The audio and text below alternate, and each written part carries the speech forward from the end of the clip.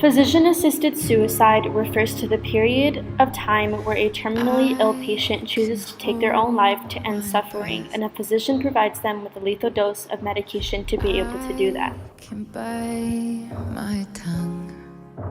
Now, it is very important to understand that physician-assisted death is only legal in California, Colorado, the District of Columbia, Hawaii, Oregon, Vermont, and Washington.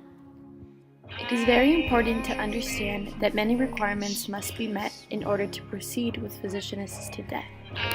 According to deathwithdignity.org, you must be an adult resident of one of the states that this is legal in.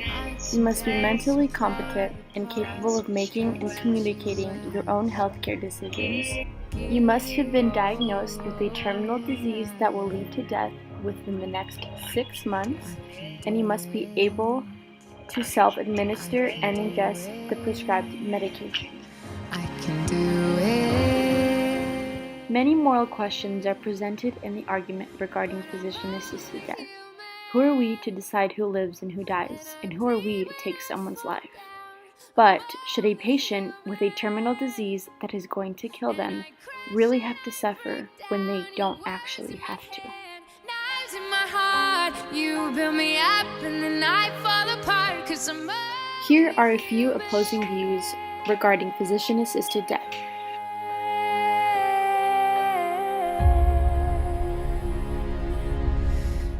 Here is a position paper from the American College of Physicians, and in this, they describe the reasons why they do not support physician-assisted death. They strongly believe that this practice is problematic and that it causes a dent in the relationship between the patient and the physician. They also believe that control over the manner and timing of a person's death has not been and should not be a goal of medicine. In this article by Berkeley Wellness, they introduce another opposing view regarding physician-assisted death.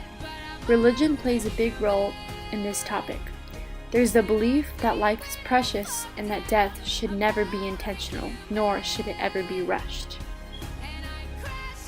Now, regardless of any of the opposing views presented regarding this topic, here is the story of Brittany Maynard, who at the age of 29 found out she had a terminal disease and who found much relief in knowing that physician-assisted death was an option for her. The thoughts that go through your mind when you find out you have so little time is everything that you need to say to everyone that you love.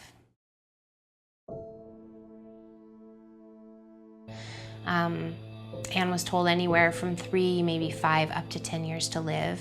I have to tell you, when you're 29 years old, being told you have that kind of timeline still feels like you're being told you're gonna die tomorrow. I don't wake up every day and look at it. It's in a safe spot, and I know that it's there when I need it. I plan to be surrounded by my immediate family, which is my husband and my mother and my stepfather and my best friend, who's also a physician, and probably not much more people. And I will die upstairs in my bedroom that I share with my husband, with my mother and my husband by my side, and pass peacefully with some music that I like in the background. Between suffering or being allowed to decide when enough is enough, it just, to me, makes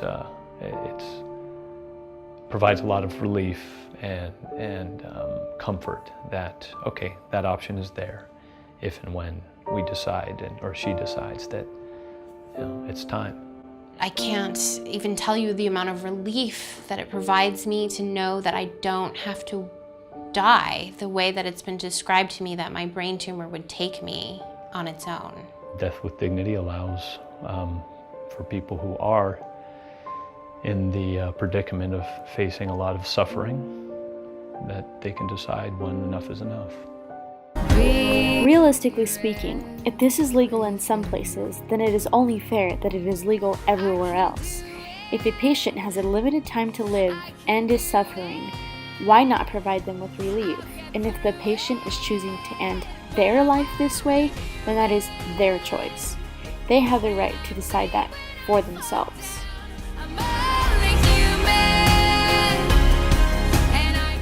decided to interview a medical professional, and here's what he had to say regarding physician-assisted death.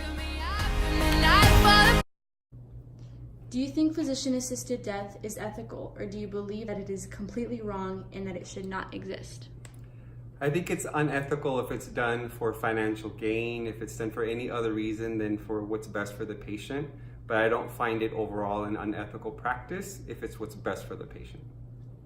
Do you think it is ethical to only have physician-assisted death available in some states instead of making it available everywhere?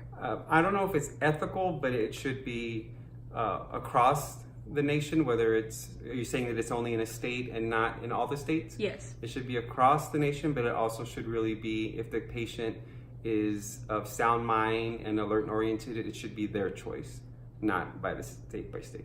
If you had a terminal disease that was going to kill you, would you take physician-assisted death into consideration for yourself?